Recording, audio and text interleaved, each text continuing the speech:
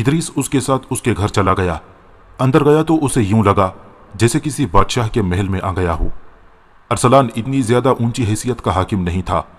دونوں کمرے میں بیٹھے ہی تھے کہ ایک خوبصورت لڑکی نہایت خوبصورت سراہی اور چاندی کے 2 پیالے چاندی کے گول تھال میں رکھے ہوئے اندر آئی اور ان کے آگے رکھ دیا۔ ادریس نے بو سے جان لیا کہ یہ شراب ہے۔ اس نے پوچھا، ارسلان تم مسلمان ہو اور شراب پیتے ہو؟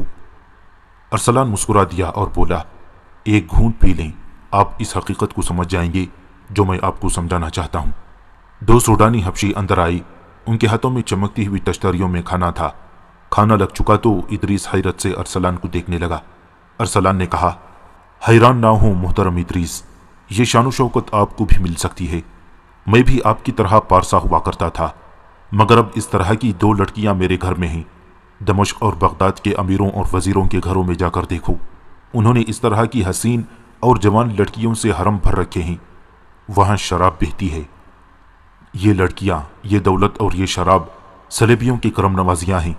ادریس نے کہا، عورت اور شراب نے سلطنت اسلامیہ کی جڑیں کھوکھلی کر دی ہیں۔ آپ صلاح الدین ایوبی کے الفاظ میں باتیں کرتے ہیں۔ ارسلان نے کہا، یہی آپ کی بدنصیبی ہے۔ تم کیا کہنا چاہتے ہو؟ ادریس نے جھنجلا کر پوچھا۔ مجھے شک ہے کہ تم صلیبیوں کے جال میں آ گئی ہو۔ میں فوج کا غلام نہیں بننا چاہتا، ارسلان نے کہا۔ میں فوج کو غلام بنانا چاہتا ہوں۔ اس کا واحد طریقہ یہ ہے کہ سوڈان میں تقی الدین کو رسد اور کمک نہ دی جائے، اسے دھوکہ دیا جائے کہ کمک آ رہی ہے، اسے جھوٹی امیدوں پر لڑاتے رہو حتیٰ کہ وہ ہتھیار ڈالنے پر مجبور ہو جائے۔ ظاہر ہے سوڈانی اسے قتل کر دیں گے اور اس کی فوج ہمیشہ کے لیے ادھر ہی ختم ہو جائے گی۔ ہم فوج کو شکست کا ذمہ دار ٹھہرا کر اسے قوم کی نظروں میں ذلیل کر دیں گے، پھر قوم صلاح الدین ایوبی کی فوج سے بھی متنفر ہو جائے گی۔ آپ میری بات سمجھنے کی کوشش کر رہے ہیں۔ آپ کو کوئی نقصان نہیں ہوگا، اس کا آپ کو اتنا اور ایسا معاوضہ ملے گا جس کا آپ تصور بھی نہیں کر سکتے۔ میں تمہارا مطلب سمجھ گیا ہوں، ادریس نے کہا۔ تم مجھ سے ایمان فروشی کرانا چاہتے ہو، یہ مجھ سے نہ ہوگا۔ بہت دیر کی بحث اور تکرار کے بعد ادریس نے کہا، تم اتنی خطرناک باتیں اتنی دلیری سے کس طرح کر رہے ہو؟ کیا تم نہیں جانتے کہ میں تمہیں گرفتار کر کے غداری کی سزا دلا سکتا ہوں؟ کیا میں یہ نہیں کہہ سکوں گا کہ آپ مجھ پر جھوٹا الزام عائد کر رہے ہیں؟ ارسلان نے کہا، صلاح الدین ایوبی میرے خلاف ایک لفظ بھی نہیں سنے گا۔ ادریس سٹ پٹا اٹھا۔ وہ حیران تھا کہ اتنے بڑے عہدے کا حاکم کس قدر شیطان ہے اور وہ کتنی دلیری سے باتیں کر رہا ہے۔ دراصل ادریس خود مرد مومن تھا۔ وہ سمجھ ہی نہیں سکتا تھا کہ ایمان کو نیلام کر دینے والے ذلت کی کن پستیوں تک پہنچ سکتے ہیں۔ اس کے پاس ارسلان کو پابند کرنے اور راہ راست پر لانے کا ایک ہی ذریعہ تھا۔ وہ ارسلان کے عہدے سے زیادہ بڑے عہدے کا حاکم تھا۔ اس نے ارسلان سے کہا، میں جان گیا ہوں کہ تم کیا کہنا چاہتے ہو اور تم کیا کر رہے ہو۔ تم جس جرم کے مرتکب ہو رہے ہو اس کی سزا موت ہے۔ میں تمہیں یہ رعایت دیتا ہوں کہ 7 روز کے اندر اپنا رویہ درست کر لو اور دشمن سے تعلقات توڑ کر مجھے یقین دلا دو کہ تم خلافت بغداد اور اپنی قوم کے وفادار ہو۔ میں تمہیں رسد کی ذمہ داری سے سبکدوش کرتا ہوں۔ یہ انتظام ہم خود کر لیں گے۔ اگر مجھے ضرورت محسوس ہوئی تو میں تمہیں اس محل میں جو تمہیں صلیبیوں نے بنا کر دیا ہے نظر بند کر دوں گا۔ 7 دن بڑی لمبی رعایت ہے، کہیں ایسا نہ ہو کہ 8ویں روز تمہیں جلاد یہاں سے نکالے۔ ادریس اٹھ کھڑا ہوا۔ اس نے دیکھا کہ ارسلان مسکرا رہا ہے۔ ارسلان نے کہا، محترم ادریس، آپ کے 2 بیٹے ہیں، دونوں جوان ہیں۔ ہاں، ادریس نے کہا اور پوچھا، کیا ہے میرے بیٹوں کو؟ کچھ نہیں، ارسلان نے کہا، میں آپ کو یاد دلا رہا ہوں کہ آپ کے 2 جوان بیٹے ہیں اور یہی آپ کی کل اولاد ہے۔ ادریس اس اشارے کو سمجھ نہ سکا۔ اس نے کہا، شراب نے تمہارا دماغ خراب کر دیا ہے، اور وہ باہر نکل گیا۔ ارسلان کے گھر سے نکل کر ادریس علی بن سفیان کے گھر چلا گیا اور اسے ارسلان کی باتیں سنائیں۔ علی بن سفیان نے اسے بتایا کہ ارسلان اس کی مشتبہ فہرست میں ہے، لیکن اس کے خلاف کوئی ثبوت نہیں مل رہا، تاہم وہ جاسوسوں کی نظر میں ہے۔ ادریس بہت پریشان تھا اور حیران بھی کہ ارسلان اتنی دلیری سے غداری کا مرتکب ہو رہا ہے۔ علی بن سفیان نے اسے بتایا کہ وہ اکیلا نہیں، غداری منظم طریقے سے ہو رہی ہے، اس کے جراثیم فوج میں بھی پھیلا دیے گئے ہیں۔ اس وقت سب سے بڑا مسئلہ سوڈان کے محاذ کے لیے رسد کا تھا۔ ادریس نے اسے بتایا کہ اس نے ارسلان کو اس ذمہ داری سے سبکدوش کر دیا ہے اور رسد کا انتظام اب خود کرنا ہے۔ علی بن سفیان نے اسے بتایا کہ ایک سازش کے تحت دیہات سے اناج اور بکرے وغیرہ سرحد سے باہر بھجوائے جا رہے ہیں۔ منڈی میں غلے اور دیگر سامان خورد و نوش کا مصنوعی قحط پیدا کر دیا گیا ہے۔ اس نے بتایا کہ اس نے اپنے جاسوسوں اور مخبروں کو یہ کام دے رکھا ہے کہ رات کو ادھر ادھر گھومتے رہا کریں، جہاں کہیں انہیں اناج کی ایک بوری بھی جاتی نظر آئی اسے پکڑ لیں۔ طویل بات چیت کے بعد انہوں نے رسد کے انتظام کا کوئی طریقہ سوچ لیا۔ سلیم ادریس اس قومی مہم اور اپنے فرائض میں اس قدر مگن تھا کہ اس کے ذہن سے ارسلان کا یہ اشارہ نکل گیا کہ تمہارے 2 جوان بیٹے ہیں اور یہی تمہاری کل اولاد ہے۔ ادریس کو اپنے بیٹوں کے کردار پر بھروسہ تھا، مگر جوانی اندھی ہوتی ہے۔ قاہرہ میں سلطان ایوبی کی غیر حاضری میں بدکاری کی ایک لہر آئی تھی جس نے نوجوان ذہن کو لپیٹ میں لینا شروع کر دیا تھا۔ 2-3 سال پہلے بھی ایسی ہی ایک لہر آئی تھی جس پر جلدی ہی قابو پا لیا گیا تھا۔ اب یہ لہر زمین کے نیچے سے آئی اور کام کر گئی۔ یہ مختلف کھیل تماشوں کی صورت میں آئی، جن میں شعبدہ بازی اور کھیلوں کی صورت میں جوا بازی شامل تھی۔ یہ لوگ خیمے اور شامیانے تان کر تماشا دکھاتے تھے، جس میں کچھ بھی قابل اعتراض نہیں تھا، مگر شامیانوں کے اندر خفیہ خیمے تھے جہاں اکیلے اکیلے نوجوانوں کو اشارے سے بلایا جاتا تھا۔ ان سے پیسے لے کر کپڑوں پر بنی ہوئی دستی تصویریں دکھانے کا کام لڑکیاں کرتی تھیں، جن کی مسکراہٹ اور انداز دعوت گناہ ہوتی تھی۔ وہی نوجوانوں کو تھوڑی تھوڑی حشیش پلائی جاتی تھی۔ یہ شرمناک اور خطرناک سلسلہ زمین کے اوپر چل رہا تھا، مگر اسے پکڑ کوئی نہیں سکتا تھا۔ وجہ یہ تھی کہ جو کوئی یہ تصویریں دیکھ کر یا حشیش کا ذائقہ چکھ کر آتا تھا، وہ اپنے گناہ کو چھپائے رکھتا تھا۔ اس گناہ میں لذت ایسی تھی کہ جانے والے بار بار جاتے تھے۔ وہ اس لیے بھی باہر کسی سے ذکر نہیں کرتے تھے کہ حکومت تک بات پہنچ گئی تو انہیں نشہ آور لذت سے محروم کر دیا جائے گا۔ اس لذت پرستی کا شکار نوجوان اور فوجی ہو رہے تھے۔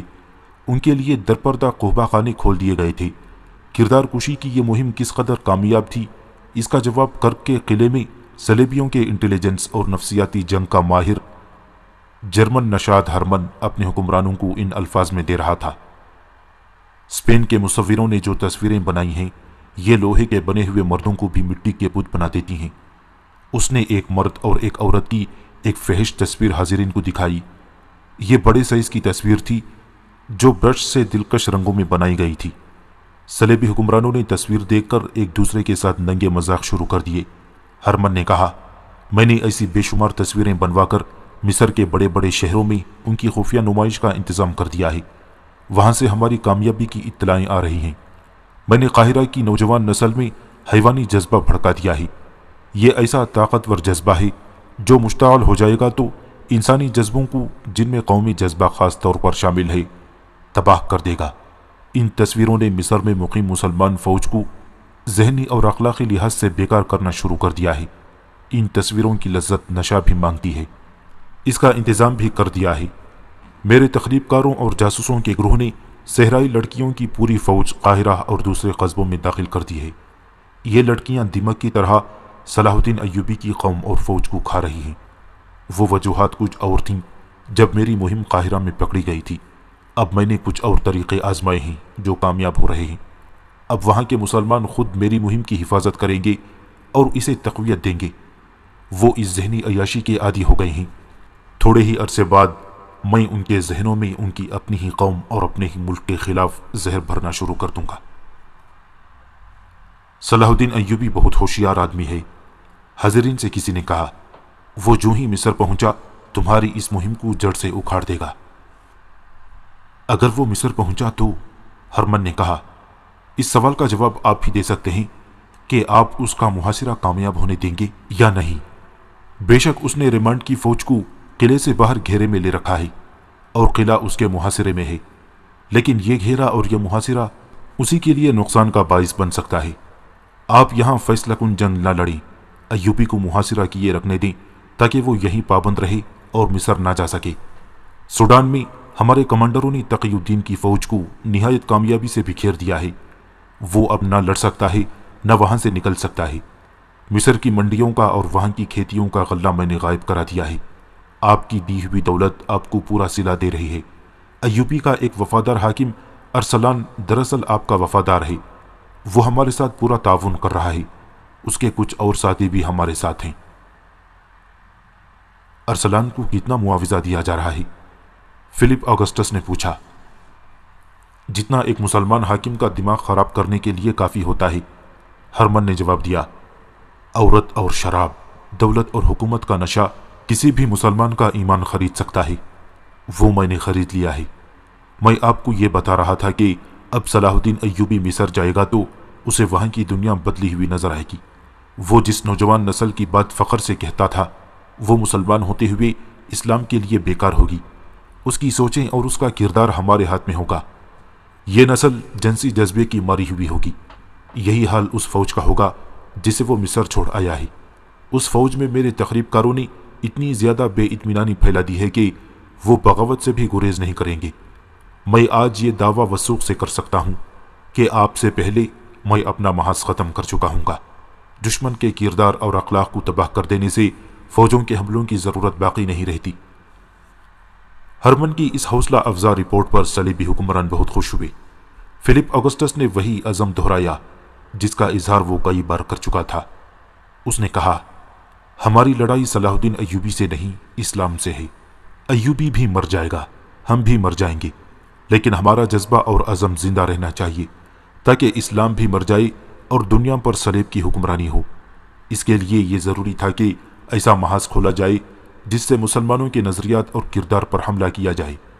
میں ہرمن کو خراج تحسین پیش کرتا ہوں کہ اس نے محاذ نہ صرف کھول دیا ہے بلکہ حملہ کر کے ایک حد تک کامیابی بھی حاصل کر لی ہے۔ سلیم ادریس کے بھی دو بیٹے جوان تھے، ایک کی عمر 17 سال اور دوسرے کی 21 سال تھی۔ کہا نہیں جا سکتا کہ وہ بھی لذت پرستی کے اس طوفان کی لپیٹ میں آ گئے تھے یا نہیں جو صلیبی تقریب کار قاہرہ میں لائے تھے۔ البتہ یہ ثبوت بعد میں ملا کہ بڑے بیٹے کے درپردہ تعلقات ایک جوان اور خوبصورت لڑکی کے ساتھ تھے۔ یہ لڑکی اپنے آپ کو مسلمان ظاہر کرتی تھی اور بے پردہ رہتی تھی۔ کسی بڑے خاندان کی لڑکی تھی۔ اس کی ملاقات خفیہ ہوتی تھی۔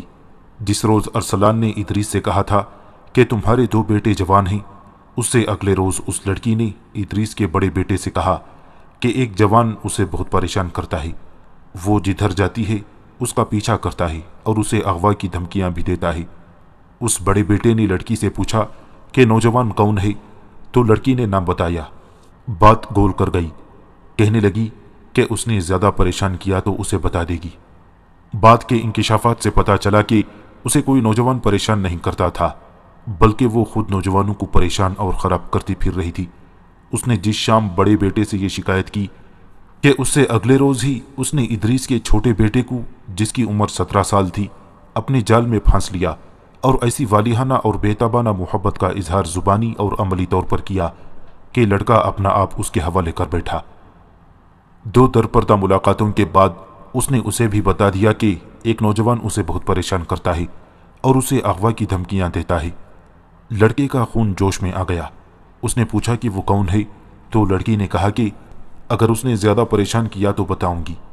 اسی شام وہ اس لڑکے کے بڑے بھائی سے ملی اور اسے کہا کہ وہ نوجوان مجھے زیادہ پریشان کرنے لگا ہے، وہ تمہارے متعلق کہتا ہے کہ اسے میں ایسے طریقے سے قتل کروں گا کہ کسی کو پتہ ہی نہیں چل سکے گا۔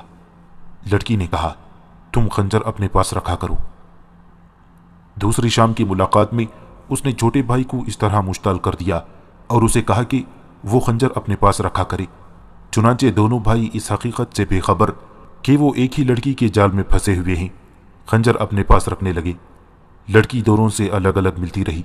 صرف 5 دنوں میں لڑکی نے دونوں بھائیوں کو پہلے حیوان پھر درندہ بنا دیا۔